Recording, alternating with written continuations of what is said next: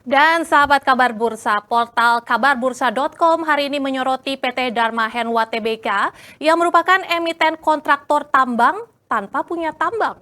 Namun emiten tersebut siap memberikan kejutan. Lantas seperti apa strategi PT Dharma Henwa Tbk? Untuk menjawabnya langsung saja kita akan berbincang dengan asisten redaktur Muhammad Alpin Pulungan. Halo Alpin. Halo Rati, Iya selamat sore. Alpin, kira-kira gimana nih redaksi kabar bursa menyoroti apa sih strategi bisnis dari PT Dharma Henwa Tbk ini? Ya, nah menarik banget ya PT Dharma Henwa Tbk alias Dewa selama ini kan dikenal sebagai kontraktor tambang.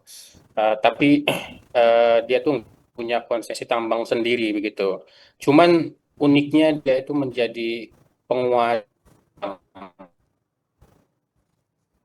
penguasa proyek tambang gitu ya. Jadi dia ini bukan konglomeratnya melainkan yang bertugas melakukan eksekusi pertambangan. Nah, jadi ibaratnya dia ini mengerjakan proyeknya orang, proyeknya konglomerat gitu, proyeknya perusahaan yang bergerak di bidang energi pertambangan gitu. Nah, tapi sekarang mereka ini lagi siap-siap mengambil alih panggung utama, Rati. Hmm. Biasanya kan kontraktor tambang itu nggak mengerjakan semuanya sendirian gitu ya. Jadi mereka itu mengerjakannya itu secara parsial, terbagi-bagi. Disebutnya di dalam pertambangan itu subkon atau kontraktor.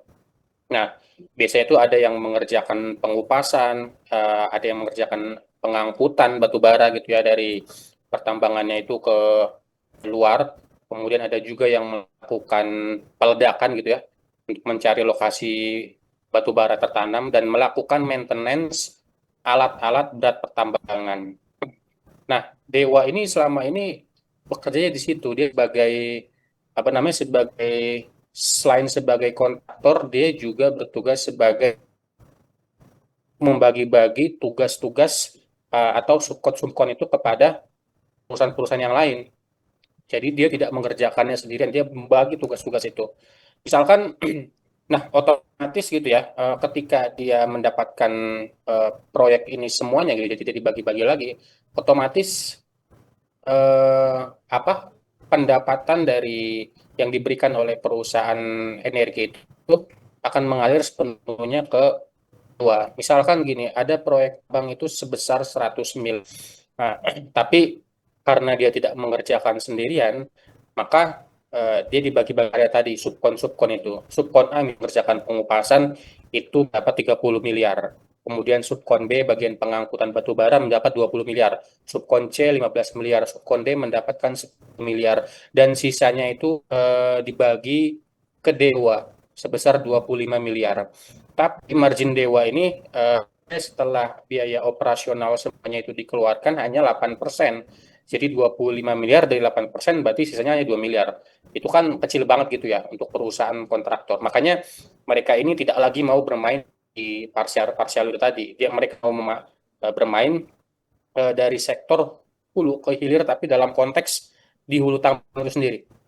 Bukan maksudnya itu hulu ke hilir sampai pada hilirisasi tambang ya, tapi di hulu tambang ini sendiri dia dari awal pengeboman gitu kan sampai pengantaran batu baranya dan perawatan alat-alat beratnya dikerjakan oleh Dewa sendiri. Ini disebut sebagai in-house execution.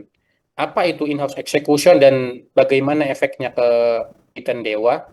Nah, sahabat finansial itu bisa membaca detailnya di laporan eksklusif emiten, Insight Emiten. Untuk mengaksesnya silakan berlangganan Investor Pro lewat portal kabarbursa.com. Ya, di sana banyak insight yang tak dibahas di media arus utama dan dirancang khusus untuk para investor hati. Ya menarik Alvin, tapi kalau misalnya melihat pergerakan harga saham Dewa sendiri sejauh ini seperti apa? Kalau kita cek di bursa efek gitu ya, secara teknikal sebenarnya saham Dewa ini lagi tampil cantik. Sejak awal tahun sahamnya itu udah naik 66% dan sempat menyentuh di angka tertingginya 198 per saham ya, 198 rupiah per saham. Nah, per hari ini 17 Juni 2025 harganya parkir di level 190. Ya, turun sekitar 8 rupiah gitu ya. Nah, indikator teknikal Dewa juga masih kuat saat ini. Moving average itu masih naik, MACD-nya juga positif, tapi memang udah masuk ke area overbought. Jadi masih ada potensi koreksi jangka pendek lah begitu. Apalagi buat yang udah cukup tinggi kemarin kan. Nah, tapi secara fundamental selama narasi transisi in-house ini tadi masih terus dijalankan, saham Dewa ini sebenarnya masih punya daya tarik. Apalagi Dewa kan juga udah menetapkan target yang cukup ambisius ya dari strategi baru mereka ini. Mereka itu mengincar laba bersih sekitar 1,6 triliun di 2028 dari 2024 yang masih kisar berarti. Jadi buat investor yang tahan lama dan sabar melihat transisi ini bisa jadi cerita turnaround yang solid banget buat Dewa. Seperti itu, Rati. Iya, untuk selengkapnya bisa langsung klik di kabarbursa.com begitu ya. Selanjutnya, apa saja yang menjadi top pencarian informasi di Betul. portal Kabar Bursa sendiri sepanjang hari ini? Ya, ada dua topik yang paling banyak dikulik pembaca kabar bursa hari ini, datang dari sektor energi, tapi dengan nada yang sangat kontras. Di satu sisi kita melihat kekhawatiran yang membuncah, sementara di sisi lain masih terkait energi itu ada optimisme yang tumbuh. Pertama itu soal lonjakan harga minyak dunia, artikel berjudul Harga Minyak Dunia Melejit, Ancaman Krisis Energi Bayangi RI. Ini menjadi top hits karena isinya itu menyentuh langsung jantung persoalan fiskal negara Indonesia.